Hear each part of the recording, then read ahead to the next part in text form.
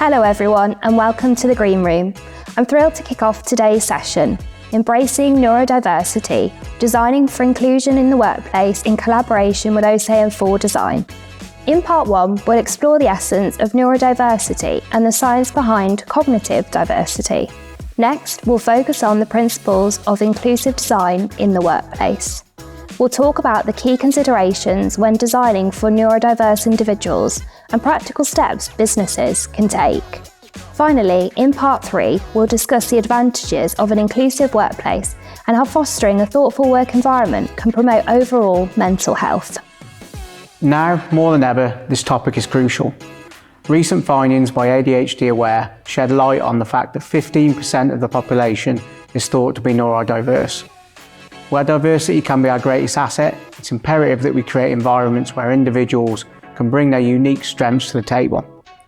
And we're here today to learn just that. You might be wondering why Lyrico isn't among today's panellists.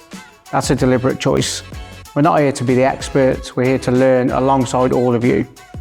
While we do a lot in the realm of diversity and inclusion, we firmly believe that the journey of learning is limitless. Just like you, we're here to listen, engage, and soak in all the wisdom our panel has to offer. It's now time to hand over to one of our panellists who will launch today's discussion. Without further ado, it's over to you, Claire. Thanks, Chloe. I'm Claire Williams, Group Creative Director at OC Design, and we're delighted to host this event today. And I'd just like to welcome the ladies with me for a really great discussion. Hi, I'm Tony Horn. I'm the founder of Think Differently Coaching. I'm a neurodiversity consultant and coach, and thank you for having me today. Hi, I'm Dr. Jo Carlisle. I'm a clinical psychologist and neurodiversity specialist. Okay, so perhaps we'll start by defining neurodiversity. Yeah, I guess for me, it definitely feels like just thinking about it really simply, like how is our brain wired? And we think about the planet, like biodiversity and the way that the ecosystem thrives. You have all these different kind of species and plants. And I feel like that's the same with humans. We're all wired slightly differently. And it's dependent on genes and temperament and personality, experience, trauma, culture, like where we live, where we work. And sometimes I feel like we overcomplicate it a bit. It's just literally that we're all quite different and we should be celebrating that, I guess. Yeah, no, definitely. We're all completely different, and I think sometimes people want to put people in a box. But if we were to explain neurodiversity in the medical terms, though, what would you say if somebody wanted to understand what sat within under that umbrella, what would you say they were? Yeah, so I guess you're right. Within that neurodiversity kind of wider holistic sphere, there's the medicalised model, which is more about assigning labels according to kind of a tick box system of traits and symptoms and things that someone might be struggling with. And within that, that's where you get your autism, your ADHD, your dyslexia, dyscalculia, OCD is often kind of put in that framework. And kind of that's the group of diagnostic labels that some people can achieve through getting support. And it's in some ways there's real benefits to that. For some people, having that label and identifying with those traits is really comforting, and it can like really define the way that people want to be seen and be thought of. And then for other people, they'll struggle with those labels and they'll much rather prefer to sit in a more general space of a neurodiverse field, and they might describe themselves just individually. Because I guess the other thing to think about when we think about neurodiversity is if you have a neurodivergent mind, which is the label that people use if you have a diagnosis of something, then your neurodivergent mind is probably very different to someone else's neurodivergent mind. Yeah. So someone with a diagnosis of autism means they tick a certain level of symptoms, but what that looks like for that person is really different because of all the other things that is impacted by neurodiversity. Yeah, I think when you look at an outset, so, if we think about neurodivergence, someone with ADHD will see the world differently to somebody who is autistic and to somebody who doesn't represent any of those. So if you think about it, when we look at neurodiversity, everyone is seeing the world through a different lens. That's how I like to see it. My lens is different to your lens, and your lens is different to Jo's lens. And then the way that we experience the world around us, the way we experience and think is different. Someone with dyslexia also sits under that umbrella as well. If you think 10% of the population are dyslexic. Yeah. And there is still a stigma towards, because of past education, that if you have, if there's grammar errors in your emails or your spelling or your vocabulary is not as good as somebody else's, that you're less intelligent, which is utterly not the case. So my dyslexia and my autism will be different to somebody else's experience of autism and dyslexia. I know we were chatting earlier that, I talk about my experience, how different I am to my son. His experience to mine is completely different to his. So I think it's really important for people to understand that it's not just a label. The labels are there to protect people. They're there in the workplace to protect them under the Equality Act. For languages and, helping people communicate. Yeah, but it's also to make people aware that, they're entitled to have a reasonable adjustment at work. So, they can go, if they feel supported in the workplace, that they can go and ask for adjustments and say, actually, if you do this a little bit different for me, that's going to make my life a little bit easier. It's not just about, I think it's good to understand that there is challenges that come with being neurodivergent, but there's also a brand of strength that come with that as well. But do you think people in general, do you think they understand what neurodiversity is? Because it's a term at the moment that's used so much, isn't it? And there's a real momentum building, and that's really encouraging. But I still think some people aren't always clear about what it means, I guess. No, and I think like I say, everyone's experience is different. Okay, all our brains work. I like to say, everyone's thumbprint's different. Yeah, and so are our brains. Yeah. So my experience as well, it does come from, you were saying at the beginning, differences, people's life experiences can impact the way that you act and you think, not just your neuro differences as well. So, somebody could have a set path for them and somebody else wouldn't. Yeah.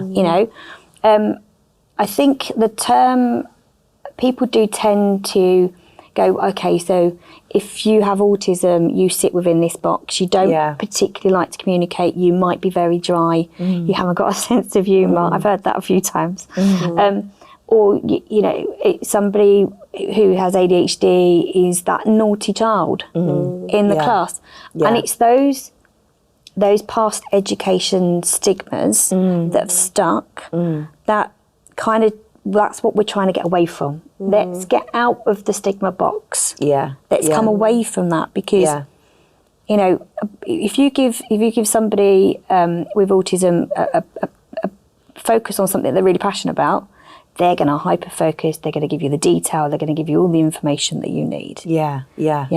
If you look at somebody with ADHD who, they could hyper focus into something that they're really, their energy's there, and they can actually roll up the room and go, right, okay, so let's get all these ideas together. They could be drawing on, whiteboards, and somebody who doesn't think like that could be sitting looking at it thinking, what was that? And I think that's where, if you move away from, like we said, the medical model is really useful when you think about language and you think about people getting a real sense of empowerment from a diagnostic process. For some people, it is really vital, but the medical model still suggests there's an impairment, or there's a disorder, or there's a weakness or a vulnerability, and the shame that comes with that. I see that a lot in the work that I do. And actually, if we do shift more towards what you're talking about, that strengths model, and you think about, if you're thinking about yourself as an individual, like, this is my personality, this is the way my brain is wired, this is like what my values are, this is my culture, and actually, what are my strengths in all of that? Where is my superpower? Because people, particularly people who have neurodivergent minds, they're actually the ones that think outside the box. They're the ones that are progressive and inventing things and creating new ways of thinking and being. And lots of founders out there, like high levels of founders, have ADHD diagnosis because they're the ones that are out there risk-taking, thinking about like what's next, like what's the next thing we've got to be moving towards. And I feel like more and more people are talking about neurodiversity with that like light, shine the light on the positive and the strengths, rather than putting it in that impairment disorder sort of like narrative. I think that brings us quite nicely onto inclusive design. You know, Claire, you specialise in that. Yeah. What do you think that the workplace can do to consider designing an inclusive workplace for those who are neurodivergent? We're really keen on trying to support our clients and our customers in creating workplaces that will never be a barrier to inclusion. So if the built environment becomes a barrier to people coming to work, that's the problem. I think the difficulty we've touched on in this is it's such a wide spectrum, and no one, you know, that saying, if you've met one autistic person, you've met one autistic person.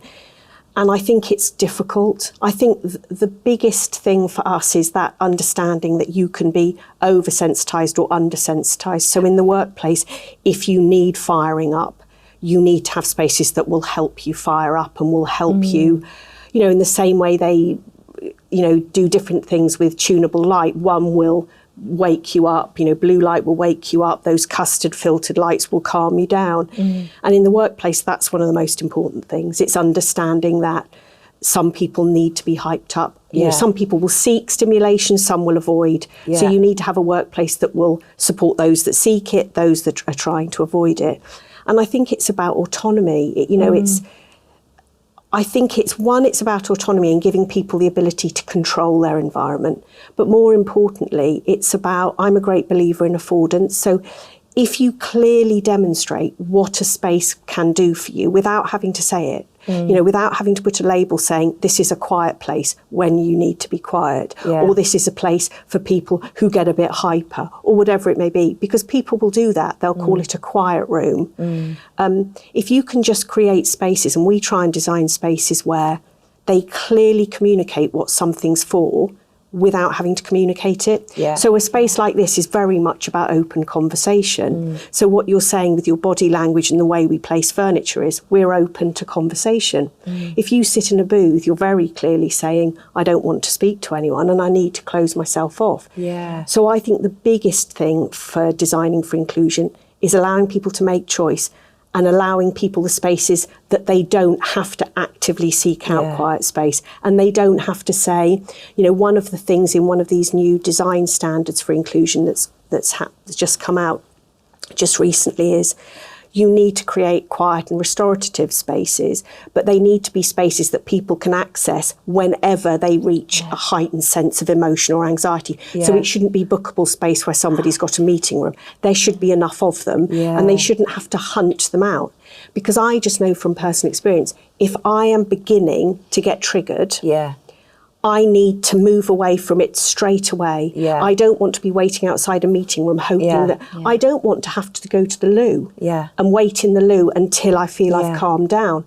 So I think it is about allowing people the option to step away.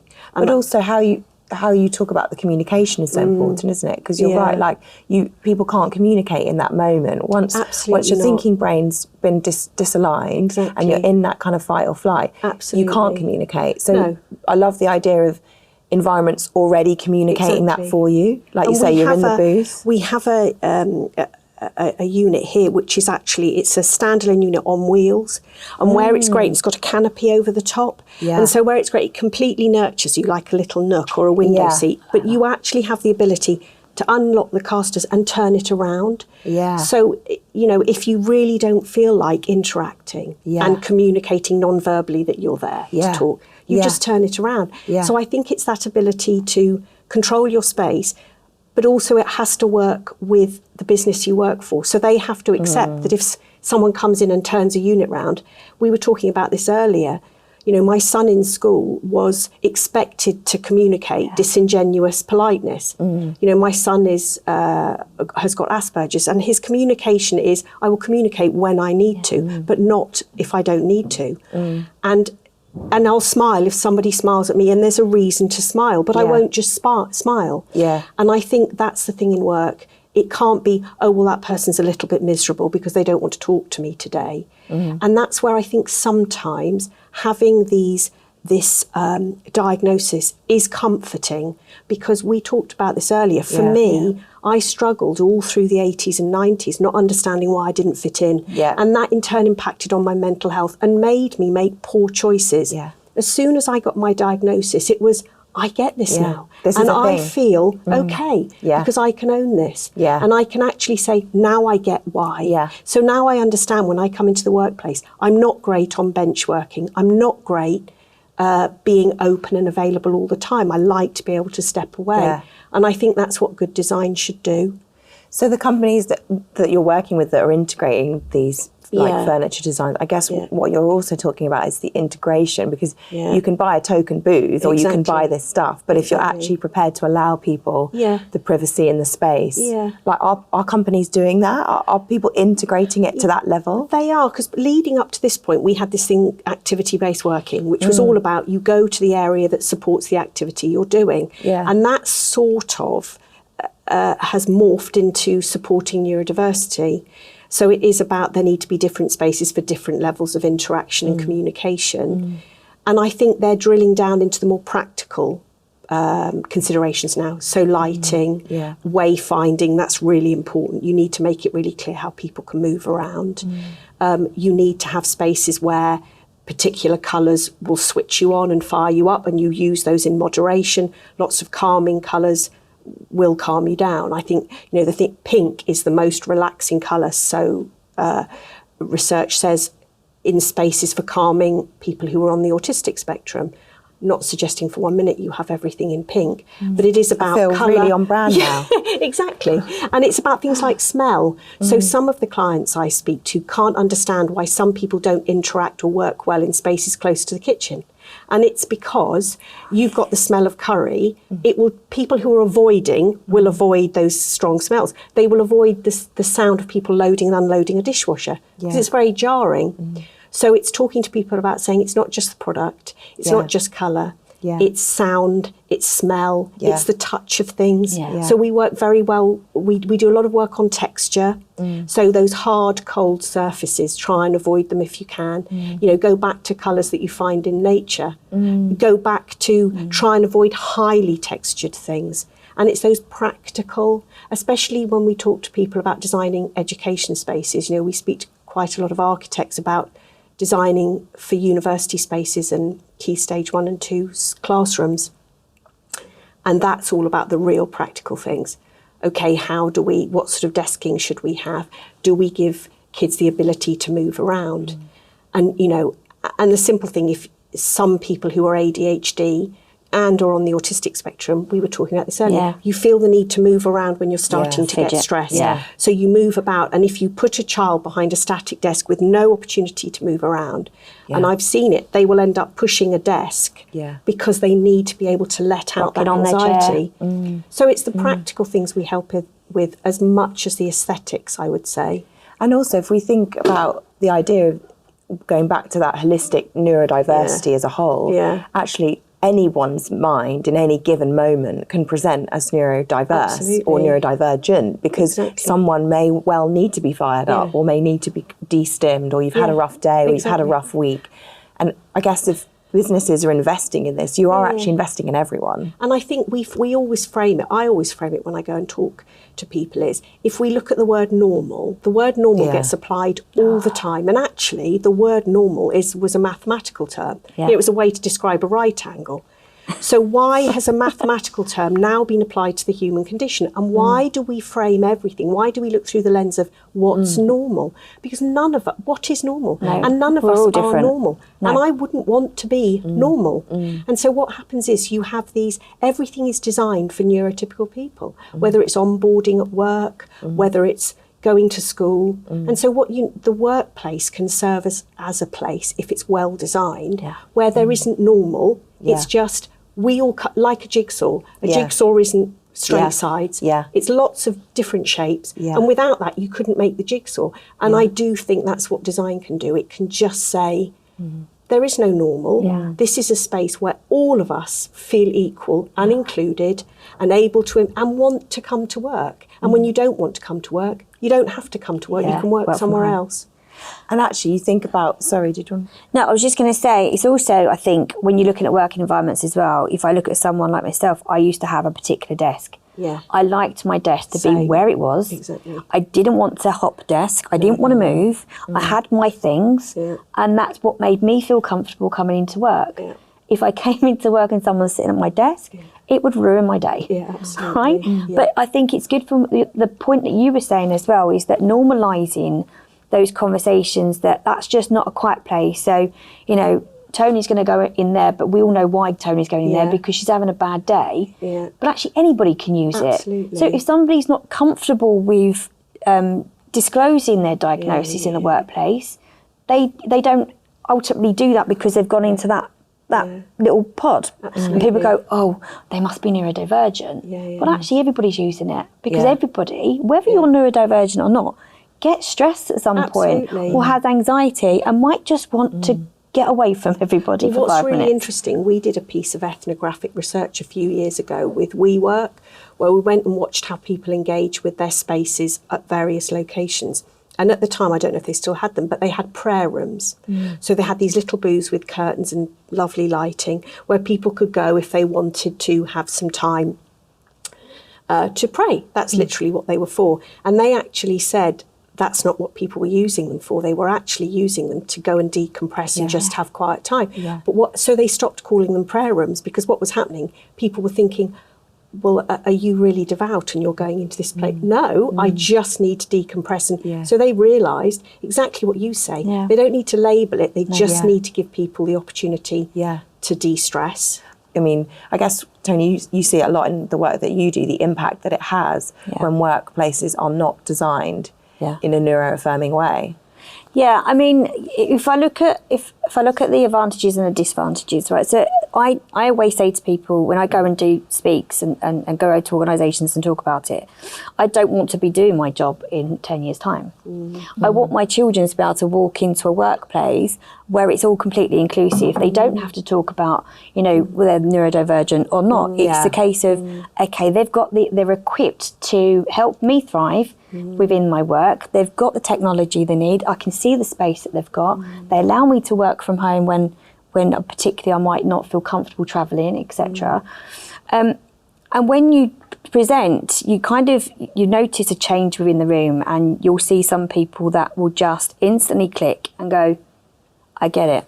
Actually, my leadership needs to change, because what she's saying, I'm not being very inclusive in the way that I'm doing things. Or you'll see somebody go, actually, I connect with everything that she's saying, and I think that might be me. And what happens in that moment is that you start going on a self-discovery. And I think it's really important, if you're going to embrace neurodiversity in the workplace, that you have the space to give people the support. So, you know, I think employment groups are really good support networks for like-minded people that have shared same experiences, where they can go and have a conversation and talk about some of the challenges they may face, or talk about some of the things that they, you know, when I did this previously, you know, we can laugh about the things that we can find challenging that can really upset us sometimes, but sharing that experience with somebody else can be really enlightening, and you feel like you're not alone anymore.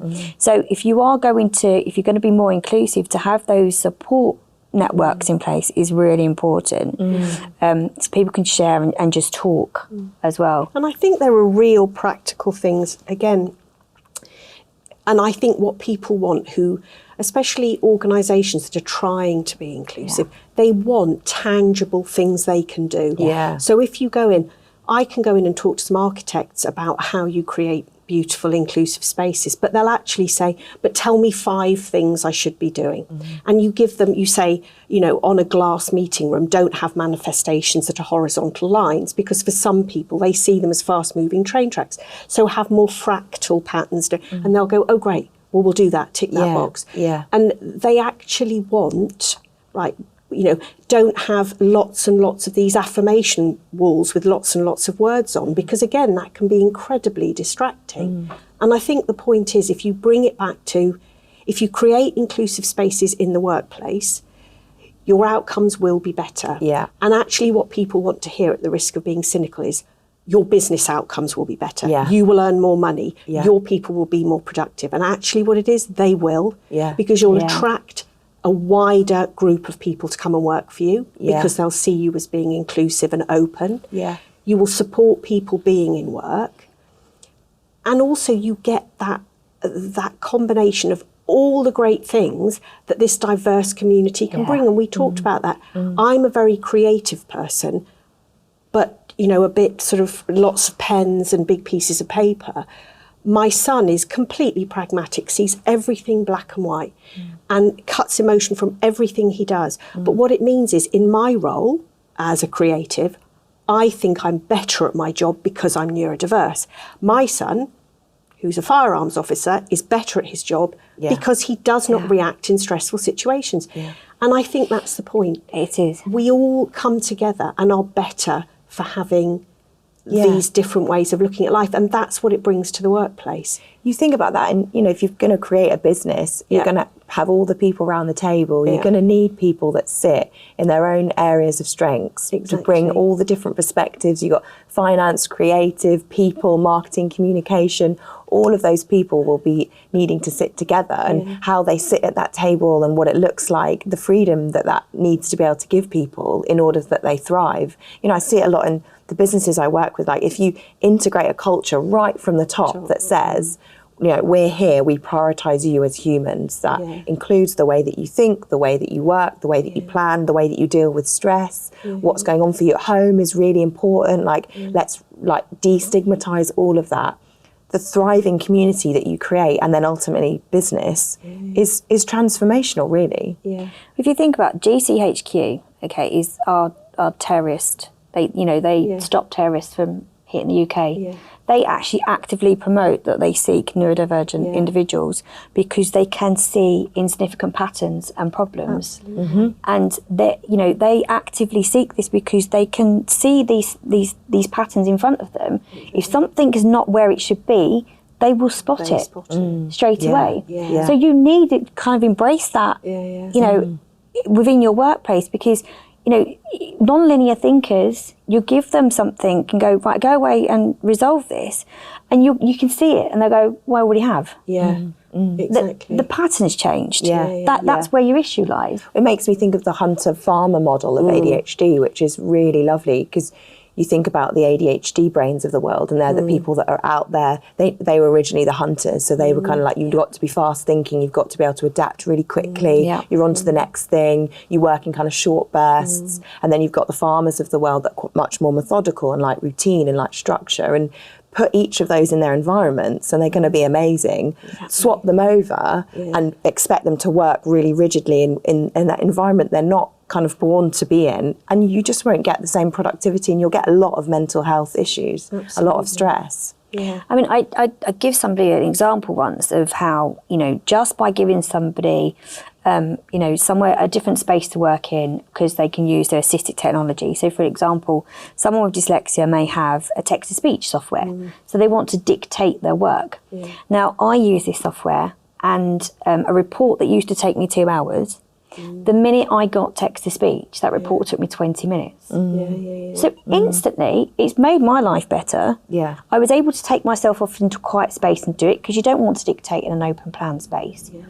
But my productivity tripled, because a 2-hour report then took me 20 minutes. So I was able to get more work done, which then made me feel better as an individual. And that positivity then came out, and I thought, do you know what, I'm doing a good job. So it has a constant impact on your emotion and your well-being. And I think too, we touched on COVID and everybody having to be at home, and even if you didn't have any struggles with balance in your life and getting that lovely equilibrium, everybody was pushed during COVID. And I think it pushed us all home, and everybody found different pain points with that. And I think, everybody talks about getting people back into the office. And yes, okay, there are lots of business reasons to get people back into the office, but I do believe if you are neurodiverse, you may be, so for example, I like being on my own. I like being in my office. I like shutting the door. I like being on my own. But having said that, the more I am on my own, week after week, month after month, the more it feeds that challenge I have. And so if I come into work and engage in the workplace with people who don't have that, they are challenged or they struggle with different things, it makes me reevaluate. And I think, okay, it hasn't been that bad. And it's that whole thing of, if work can stop you going too far the other way. So work is a huge place for social interaction, isn't it? Most of us form friendships from work. We spend most of our lives in work. And if the workplace can facilitate being sociable when you want to, we go back to that thing, if you have a day of being sociable in the office and that absolutely drains your batteries, but you've had a day in the office. But if when you go to the office, it doesn't work for you and you're not given freedom and you're not given choice and there are so many triggers for you, whatever those triggers may be, you're not going to engage with work. And that's when the built environment stops us being inclusive without a shadow of a doubt. It's about having that balance, isn't it? Yeah, it's, for me, I always talk about with my clients, it's the middle. You've always got to think of the middle. Like if you go too far one way, something doesn't work. You go too far the other way, something doesn't work. But when you're anchoring in that middle, and everyone's individual middle is different. So as long as your company is flexible enough to encompass everyone's middle, you'll kind of get the balance right. Exactly. And I think the biggest progression is that I've noticed is in education. So my son is 25. When he was at infants and junior school, exactly what you said, Tony, ADHD kids were the naughty kids.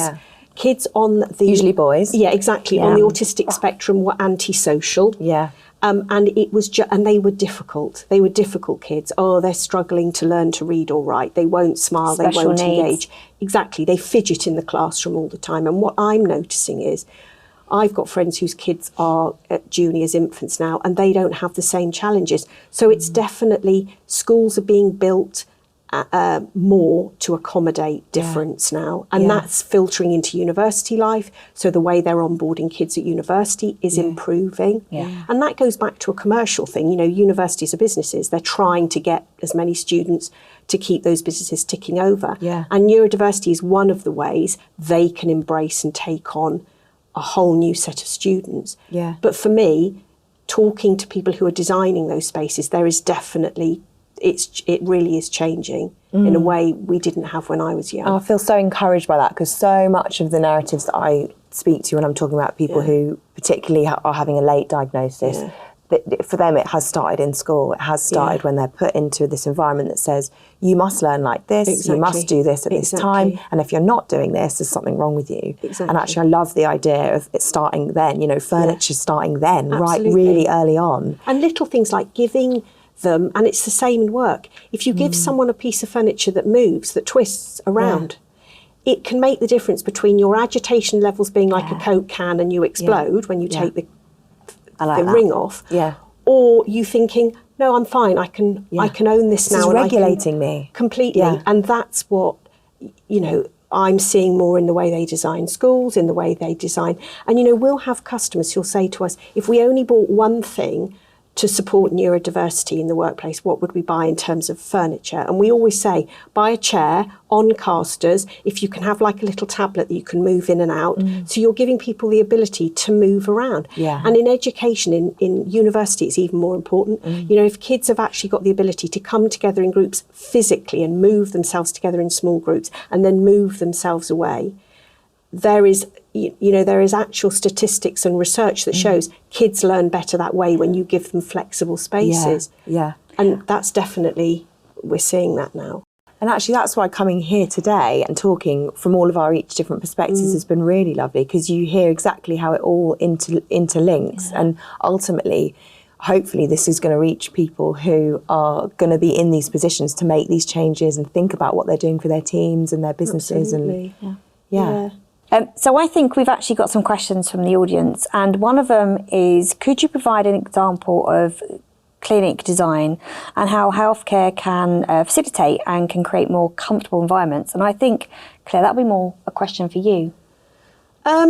So I would say we touched on it a little bit about the practical things you can do. I think healthcare, a lot of it's about lighting. So it's about creating, using lighting like tunable white light, which uses, it goes from a very blue light up to a very yellow light, and one wakes up the brain, like looking at your phone, you look at your mobile and your brain wakes up. Sunsets tend to make you calm down. It's all to do with colour. So I think healthcare facilities, it's about lighting, and there's nothing worse also than blinking light. You know, if you have one of those light panels or a tube light, something as simple as that can trigger someone off. I think also what's interesting, I was in doctor's surgery the other day, and their waiting rooms, they have 4, they're all different colours, and they do this great thing with wayfinding that they say to you, you go to the green waiting room, and the carpet tiles are green, leading to the green waiting room. So if you have challenges with reading, or just your awareness, spatial awareness, you just follow this green colour. So colour's really key. Yeah. And I think also that connecting with nature, bringing the outside in. So it sort of steps and moves towards biophilic design, in that nature calms us down. And we've talked about patterns found in nature, colours found in nature. Also in healthcare environments, they've proven if you can give people access to views outside, that makes a huge difference to your mental well-being. And I guess what you're saying about the colour pink, because I'm thinking in a clinic space, if someone might be, especially if you're thinking like a psychology clinic, you might want people to be calm, people to be feeling quite contained. So I'm guessing the pink kind of spectrum is going to be good there. I think, and it's also, I think, sound. Lots of healthcare environments are noisy, and there's lots of sudden repetitive sound. And I think I can only speak from my own experience, but if something, so in a hospital, for example, if there's a constant bleep of something because it's not been turned off, my anxiety levels rise and rise and rise. And if I can't walk away from it, I find that quite difficult. So I think it's all the things, it's sound, it's and also healthcare environments can be lots of shiny surfaces, shiny cold surfaces. They don't work for everyone. You have to have them from a hygiene point of view, but I think you have to accept that there will be different outcomes in those spaces than perhaps if you're going somewhere that's more relaxed and that sort of cosy, warm, costed feeling you're not going to have in a clinical space, I would suggest. I think when you say sound as well, though, I think it's also important, when you're in a large environment, whether a hospital, corporation, is to have actual born people if there's going to be things like fire drills and excessive loud noises, because they can be very, very triggering and they can cause anxiety in some people. So if you have anything planned like that, it's making sure that you're communicating that out with absolutely everybody so they can prepare themselves for it. If you've got a child that's walking into a doctor's and all of a sudden there's a fire drill, that's going to cause all sorts of anxiety and outbursts potentially from that individual, because it's unexpected and it hasn't been planned for him or her. What people don't understand either is that anxiety, that sort of meltdown, it's your nervous system dysregulating, isn't it? And that's what you're talking about there, is how can you ensure and reduce the likelihood. And we've got another question that's linked to that is, I'm a teacher and I'm interested to find out if there are any low-cost changes that I can implement in my classrooms to create a more inclusive learning space. Yeah, I think that goes back to, again, we talked about it earlier, it's giving children the opportunity to move around, because as soon as you tell a child who's beginning to get, is their anxiety levels are rising, you've got to sit still and you've got to be quiet. It gets worse. So I think it's enabling kids to move around.